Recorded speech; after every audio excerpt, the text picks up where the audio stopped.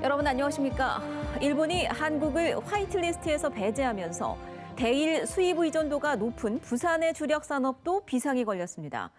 특히 100% 일본 수입에 의존하는 품목도 많아서 관련 업계에 큰 피해가 우려되고 있습니다. 민성빈 기자가 보도합니다. 일본의 수출 규제로 피해가 우려되는 부산 지역 제조업은 기계와 전기, 화학과 자동차 등 분야입니다. 일본에서 소재와 부품 등을 수입하는 비중이 큰 지역의 주력 산업들이 시급히 대체재 확보에 나섰습니다. 100% 일본 수입에 의존하는 품목도 13종으로 집계돼 일본의 수출 규제에 따른 피해가 우려되고 있습니다. 자동차 같은 경우는 이제 르노에서 파워트레인 쪽의 부품들이 이제 닛산 어라이언스를 통해서 이렇게 공급이 되고 있는데 위탁 가공에 차질을 빚을 수도 있는 문제점이 있다고 봅니다. 일본이 부산의 주요 교육국인 만큼 수출이 감소에 따른 무역업과 해운업계의 피해도 불가피한 상황입니다. 일본은 우리 부산의 제3위 수출국이자 제2위 수입국입니다. 연간 무역 규모가 40억 달러에 달하는 등 글로벌 공급망에서 불가분의 관계에 있습니다. 부산시는 수출 규제 지원 대책반을 운영하고 피해 기업에 총 100억 원 규모의 긴급 특례 보증에 나서기로 했습니다. 지역 기업들도 이번 사태를 일본 의존도를 낮추고 기술을 국산화하는 계기로 만들 필요성이 제기되고 있습니다. 부산은 특히 자체적인 기술 개발이 쉽지 않은 영세업체와 하청업체가 많은 산업 구조의 특성상 정부와 지자체의 보다 세심한 정책적 뒷받침이 더욱 절실하다는 지적을 받고 있습니다. MBC 뉴스 민성빈입니다. 일본의 도발로 촉발된 한일 경제전쟁에 맞서기 위해 부산의 정치권도 본격 나섰습니다. 민주당은 대책특위를 꾸렸고 민주당, 한국당, 양시당 위원장은 부산시장을 만나 위기 극복을 위해 함께 힘을 모으기로 했습니다. 조재형 기자입니다. 중단하라! 더불어민주당 부산시당이 일본 경제침략대책특별위원회를 꾸렸습니다. 특위 출범식은 규탄대회 형식으로 진행됐습니다. 일본 경제특위는 부산 시민과 함께 일본의 경제 침략의 단호에 맞서 적극적으로 싸울 것이다. 특위는 앞으로 최인호 의원을 위원장으로 부산시 차원의 피해 현황 파악과 지원책 마련에 나설 예정입니다. 우리 부품 소재 국산화를 위해서 우리 부산 지역에 있는 기업들부터 집중적인 육성책을 만들어서 부산시장과 양당 시당위원장이 모처럼 한자리에 모였습니다. 자유한국당 유재중 시당위원장이 부산경제 원탁회의를 제안하면서 마련된 회동으로 이 자리에서도 일본 경제침략 대응 방안이 주요 논의 대상이었습니다. 장기적으로 볼 때는 이 기술 독립을 해서 우리 국산화를 100%로 만들어 나가는 이러한 노력을 하는데도 여야가 같이 힘을 모아야 돼요.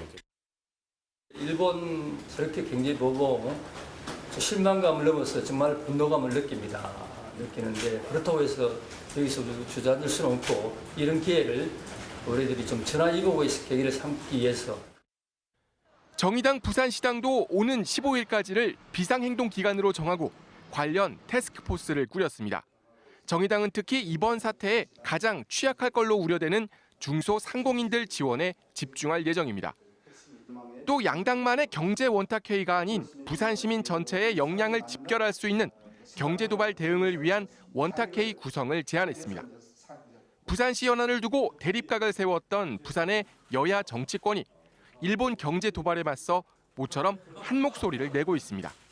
MBC 뉴스 조재영입니다. 광안리 해수욕장의 한 공중 화장실에서 한 여고생이 유독가스에 질식해 중태에 빠지는 어처구니 없는 일이 뒤늦게 알려졌는데요. 평소 곳곳에 사고 위험이 도사리고 있었지만 관리 책임에 있는 해당 지자체는 수십 년 동안 제대로 된 안전점검 한 번 하지 않았습니다. 송광모 기자가 보도합니다. 지난달 29일 새벽 광안리 해수욕장 인근 공중 화장실입니다. 19살 A양이 의식을 잃은 채 끌려 나옵니다.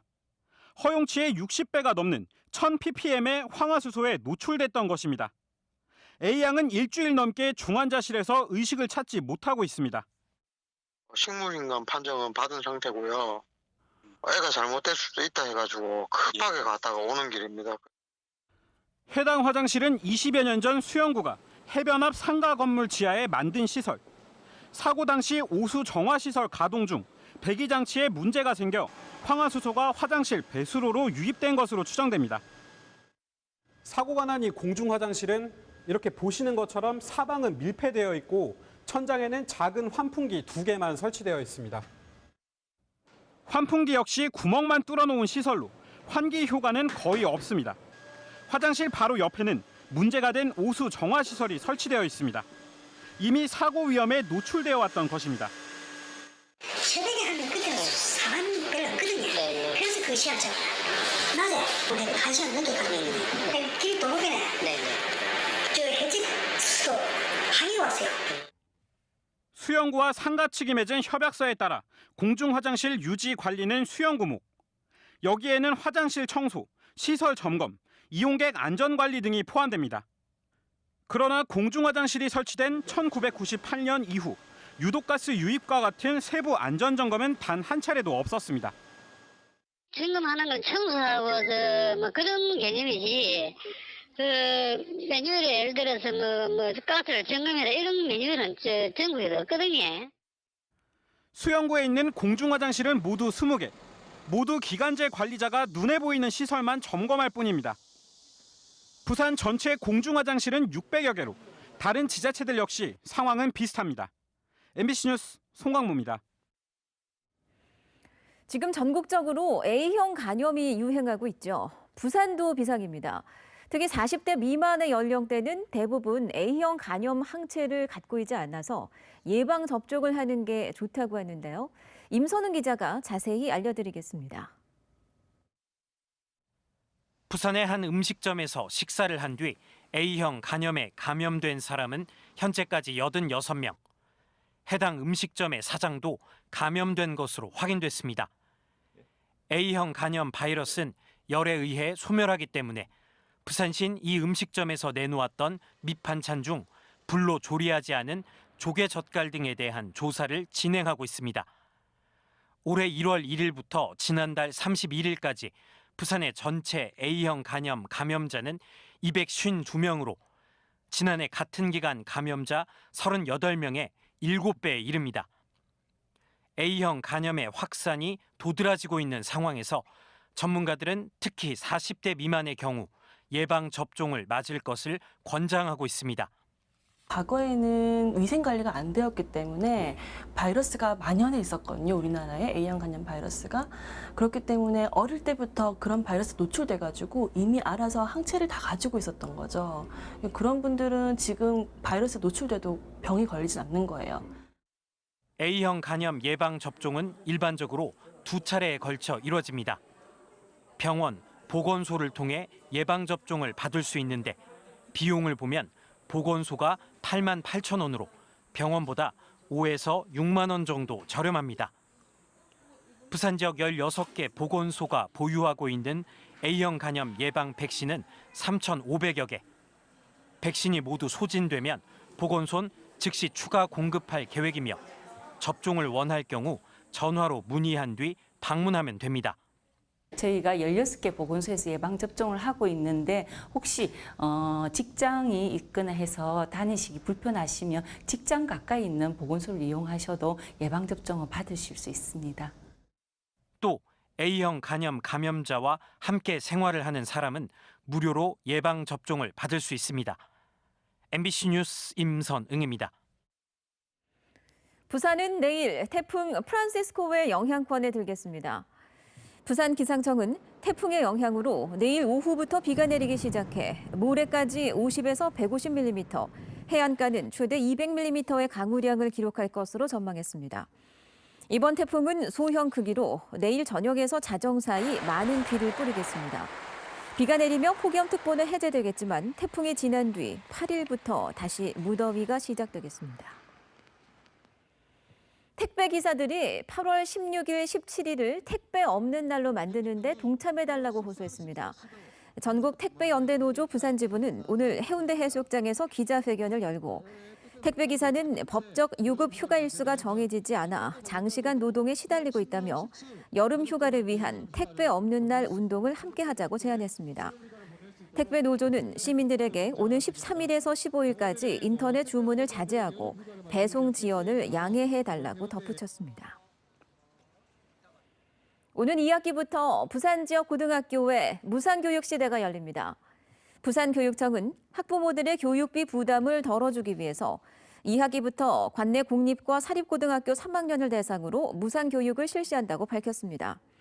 이에 필요한 예산 158억 원은 부산교육청에서 전액 부담하고 수업료와 학교 운영 지원비 등으로 지원됩니다. 이로써 무상교육 혜택을 받는 학생은 26,900여 명이며 고등학생 1명당 1학기 평균 84만 원의 학비 경감 효과를 보게 됩니다. 부산 북부경찰서는 손님을 가장해 금은방에 들어가 수백만 원 상당의 귀금속을 훔쳐 달아난 혐의로 22살 정모 씨를 구속했습니다. 정 씨는 지난달 18일 오후 6시쯤 북구 구포동의 한 금은방에서 시가 450만 원 상당의 스무돈 순금 목걸이를 살 것처럼 목에 건 뒤 휴대전화로 금은방에 전화를 걸어 업주가 받는 사이 그대로 달아난 혐의를 받고 있습니다.